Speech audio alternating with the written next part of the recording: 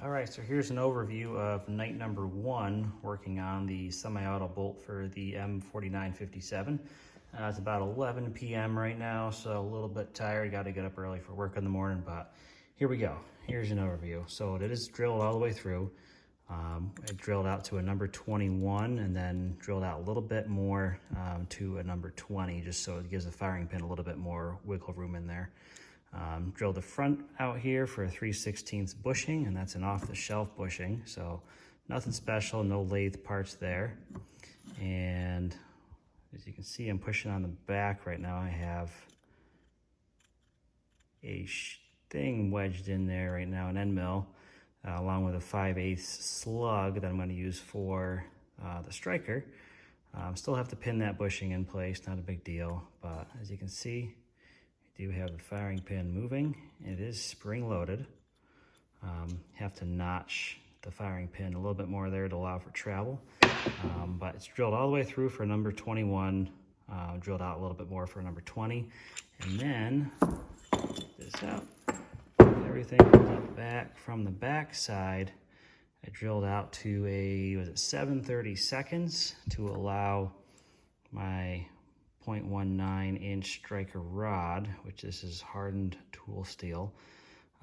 That's going to be inside of my 5/8 inch slug bushing, and then 3/8 catch thingy, I guess we're calling it, welded at the back there, and this rod will be pinned in place. So the striker will go on the inside, nice tight fit in there, and hit the striker, or hit the firing pin just as I showed you there. But the back is opened up just to where it needs to be for the firing pin. So you can see the shiny part on the left there through the hole. That's expanded out to that 7/32. And then it's a number 20 now up front, and then 3/16 for that front bushing. So the front firing pin setup isn't really anything special. I just turned these down using my mill. So I chucked the firing pin in the mill, and then using the vise, clamp a piece of cutter, or lathe cutter essentially. Got a little spring here I got from McMaster-Carr, little sleeve from McMaster-Carr, and that's all there is to it for the front spring.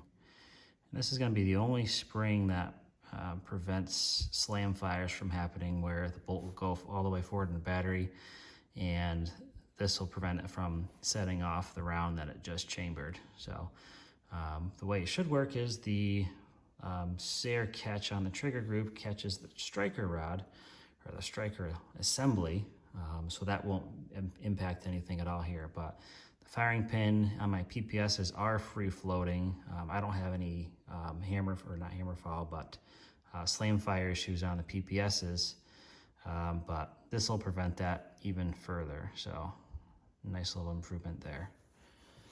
That's really it. This is the striker assembly we got, 5/8 inch slug, hardened tool steel rod to go all the way through and hit the firing pin.